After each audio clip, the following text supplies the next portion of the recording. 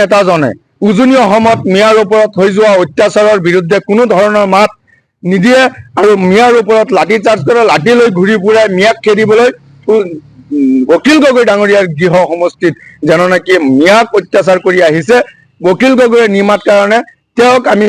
গৰিহণা অতি নিন্দা জনাইছো আৰু তেওঁৰ নিচিনা এটা বন্ধ নেতাক আমি এইবাৰ বৰ্জন কৰিম। অখিল গগৈ ডাঙৰীয়া ধমফালি মাৰি কথা কোৱা এজন ব্যক্তি নেতা, যেতিয়া নেকি আমাৰ উজনি অসমত মানুহবিলাক মিয়া শ্ৰমিক কাম কৰিবলৈ যায়, বিভিন্ন ধৰণৰ দল সংগঠনে আহি পেলাই লাঠি চাৰ্জ কৰে, তেওঁলোকৰ ওপৰত প্ৰহাৰ কৰে আৰু তেওঁ এজন অখিল গগৈ যে আমাৰ সংখ্যালঘু এলেকাত আহি পেলাই মিটিং কৰি আমাৰ আই মাতৃসকলক চুমা খাই যেনেধৰণৰ নেকি আচৰণ আৰু ভালপোৱা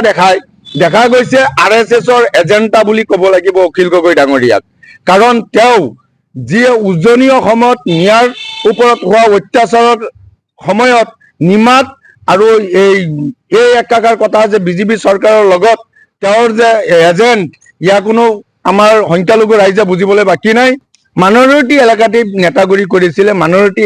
মানুহে এতিয়া বুজি পাইছে যে অখিল গগৈৰ যিটো নেকি আৱেগ অনলি খালি ভোট বেংকৰ কাৰণে আৰু ৰাজনীতি মুনাফাৰ ক্ষেত্ৰত আৰু কোনো ধৰণৰ মিয়াৰ কোনো কামত নাহে। দেখা গৈছে মাইনৰিটি অঞ্চলত আমাৰ মুছলমান মানুহৰ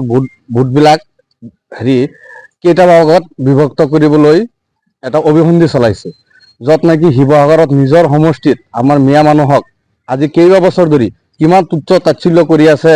ঘৰে ঘৰে গৈ লাঠি ঢাও লৈ মানুহক পিটি আছে, কিমান অসভ্য আচৰণ, তাত একো মাত নিদিয়ে, তাত একো নকয়। আমাৰ মাইনৰিটিৰ ভোট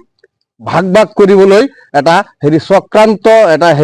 এটা উদ্দেশ্য লৈহে আমাৰ মাইনৰিটি এলেকাত দেখা যায়। যদিও মাইনৰিটিৰ ইমানেই প্ৰাণকৰ্তা, তেতিয়াহ'লে এই শিৱসাগৰত তেখেতৰ নিজা সমষ্টিত আমাৰ মিয়া মানুহক, আমাৰ এটা সম্প্ৰদায়ক ইমান গালি তুচ্ছ তাচ্ছিল্য দিয়ে, তাৰ এটা জোৰদাৰ প্ৰতিবাদ আৰু আদালতৰ কাষ কিয় নাচাপে তেখেত